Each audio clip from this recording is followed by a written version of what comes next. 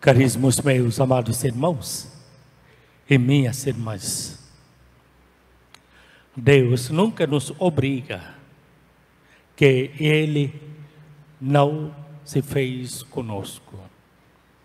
Deus fez tudo em favor da humanidade. Então, Deus vem com uma ordem certa. A Santa Liturgia de hoje coloca o tema de vida eterna, mas começa na primeira leitura com o espírito da sabedoria. Não, um homem sábio, o sagrado autor, um homem sábio que sonhou tanto, movido pela prudência, ele pediu pela sabedoria. Quando o espírito da sabedoria que entrou no seu ser e movendo a toda existência, imagino, amados, nada é valioso aqui na terra. Ouro, riqueza, tudo é um punhado de areia. Prata é lama. Oh, vejam o tamanho da sabedoria.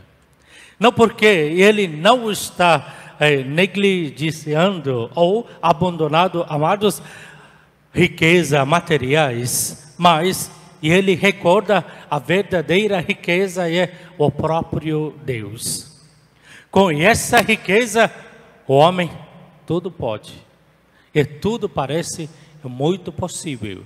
Sem a Deus, tudo é impossível. E vejam a sabedoria, o espírito da sabedoria de Deus, que Ele revela. Não porque Cristo saiu a caminhar. Primeiros pais também saíram a caminhar, virando a costa a Deus, mas para o mundo. No capítulo 12 de Gênesis, quando Deus chamou Abraão com uma vocação renovada, ele também saiu a caminhar. Mas nós vemos uma grande diferença, amados, uma transformação, uma conversão e caminhos bem diferentes. Caminhos triplos. Deixar a própria terra, deixar os parentes e todos amigos, e depois aceitar uma terra estrangeira. Ele saiu a caminhar. Cristo também, como Abraão, saiu a caminhar. Sim, ele saiu. Renunciou de tudo. Da sua casa para terras estrangeiras. Saiu para quê? Para fazer uma nova vida? Não. Ele leva o Deus. Ele anuncia o reino de Deus. Ele aí coloca uma libertação da alma humana com o espírito novo. Então, possuindo o espírito da sabedoria, Cristo aí começa a mudar as atitudes humanas e leva a humanidade ao colo de Deus. Então, nesse sentido, amados, que ele insiste os apóstolos para desistirem também e abandonar as riquezas materiais deste mundo, mas não abandonar a graça de Deus. A vida aí começa. Vemos com o próprio Jó, homem que era justo, honesto.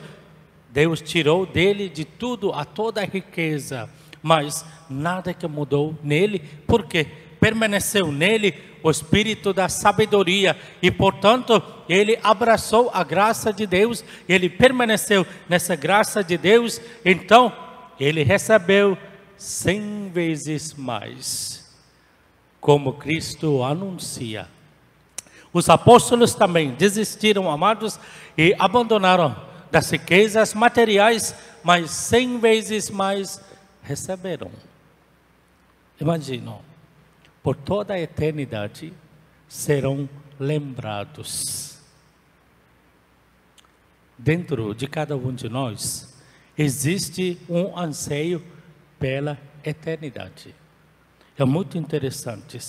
Por isso que nada que nos sacia. Não existe uma satisfação profunda de seres humanos, porque existe um anseio pela eternidade. Nós todos sonhamos, né, amados? A vida eterna. Nós todos iremos participar na vida eterna, não? Sim? Sim. Movidos pelo Espírito da sabedoria, nós estamos aqui na presença de Deus. Temos muitos motivos diversos, mas é para saciar o anseio que nós temos pela eternidade. E agora olhemos para um jovem rico. É muito interessante as atitudes dele. O jovem era muito honesto, justo, generoso, né, com Deus, não com as riquezas materiais, não. Era generoso, era fiel, seguia todos os mandamentos, mas chegou aí, de repente, Senhor, bom mestre. Cristo tem uma pronta resposta: ninguém é bom. Então nós não somos bons? Ninguém, só Deus. Ser humano muda. Ser humano pode melhorar, ser humano pode piorar. Né? É bom para um dia, uma semana, depois não, cada um sabe. Né? Nós não somos dignos, bom mestre. Sim, Deus é bom, mas como devo fazer? O que devo fazer para alcançar a vida eterna, ganhar a vida eterna? Ele pensou, amado, se ele era justo, então ele era digno de ganhar a vida eterna. Não, ele era um homem generoso com Deus ao seguir mandamentos, ou seja, ele era obediente e, portanto, ele pensou que ele era digno de ganhar a vida eterna. Mas uma condição profunda, no meio de um grande desespero: filho, para ganhar a vida eterna, vai, vende tudo que tem, distribuir entre os pobres e necessitados. Imagina, amados, muito triste. Não, todos têm casa, um campus, terrenos, tudo. Vendendo, vão fazer o quê? Vão ficar pobres. Né? Vão ser pobres quando começa a distribuir a tudo. Com a sabedoria humana, não. Porque uma grande luta vivemos e para ter pouquíssimo. Ou as coisas básicas, fundamentais. É a necessidade da vida. Ficou triste. Talvez ele pensou, ele possuía na riqueza materiais, com essas riquezas poderia também ganhar a vida eterna. Não mais, a atitude de Cristo, o ensinamento de Cristo é diferente, muito diferente. Mas, e para nós, amados, temos lições hoje e para viver e aceitar. Sabem dizer quem é o bilionário brasileiro que está no primeiro lugar no ano 2021? 2021 produziu 40 bilionários. Aqui só no nosso Brasil. Começando com Eduardo Saverin, acho que é Saverin. Eduardo Saverin. Com 19,4 bilhões de dólares. Só no 2021. E depois os outros, apenas com 39 anos. Muita coisa. E imagina, pensa sobre ele tem que lutar. Todo dia tem que pensar e como permanecer no primeiro lugar. Não é um desafio, amados. E para ele permanecer no primeiro lugar, ele tem que pensar para investir. Tem muitos lucros, né? Dá emprego e tudo. Não, ele é de Facebook, alguma coisa. Depois pode pesquisar. Então, segundo começa com Jorge, Paulo, assim, com 79 anos, acho que com 79 anos não vai fazer mal para Eduardo, né? Acho que ele pode ainda permanecer aí, no primeiro lugar. Então, imaginam, nesse mundo, os ricos têm nomes deles nas páginas da história. Eles têm. Mas aqui, começando com o Antigo Testamento para o Novo Testamento, alguns ricos que renunciaram de tudo, eles têm nomes. Abraão, pai, Abraão foi abençoado. Muita riqueza, pode ler. Jó, no tempo dos patriarcas, ele tem nome. Muita riqueza. Salomão, Davi, muita riqueza. Eles têm nomes. Mas, amados, quando nós abrimos as páginas do Novo Testamento, os ricos aí não têm nomes na Sagrada Escritura, como o jovem de hoje não tem um nome, não porque ele virou a costa para Deus, para o reino de Deus, mas em direção ao mundo, o espírito do mundo, sem a sabedoria. Ele tem o espírito da sabedoria humana, mas ele não recebeu o espírito da sabedoria divina. Não tem nome. Esse jovem não tem nome. E no capítulo 18 de Lucas também fala sobre um rico que não tem nome.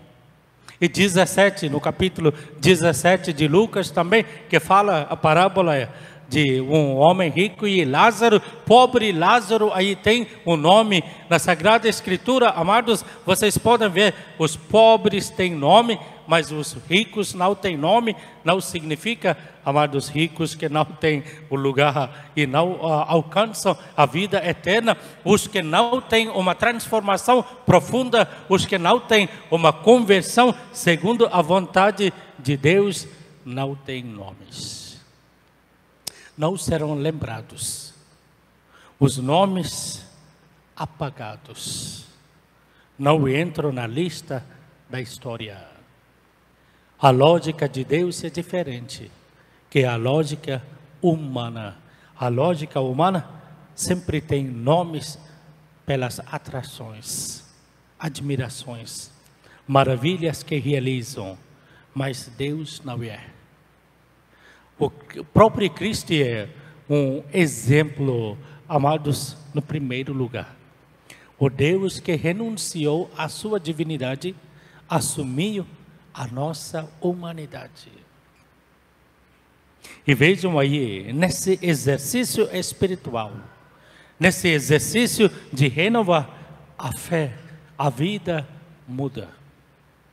É importante para nós, como católicos, e hoje, nós também muitas das vezes temos atitudes como o jovem rico. Queremos participar na vida eterna, alcançar a vida eterna, mas sem reconhecer os nossos defeitos. Deus nunca nos obriga, Deus aceita a nossa liberdade, mas hoje é momento de aprender, amados, não sejamos escravos pelas riquezas materiais. Riquezas materiais não nos fazem bem. Chega um momento de grande desespero. Nada que nos oferece a paz, nada que nos dá a paz, mas o espírito da sabedoria humana que cria uma forte vontade não para viver mais. Ficar triste, só passar os nossos dias. Mas, ao renunciar, não ser escravos desse espírito do mundo, seremos alegres e felizes. Como Cristo chamou os apóstolos, façam uma grande história por resto da vida, por toda a eternidade. Imagina um pouco, no meio das atividades da nossa vida, o que acontecerá após dessa vida, após da morte. Tem a vida eterna. Então, a nossa intenção de estarmos na Santa Eucaristia e participar nos sacramentos, tudo é direcionado, amados, para a vida eterna. É momento de ser justos e santos aqui na terra. Cristo nos santifica, seja, portanto, unamos-nos no Espírito de Cristo Eucarístico. e abraçar a graça de Deus. Amém.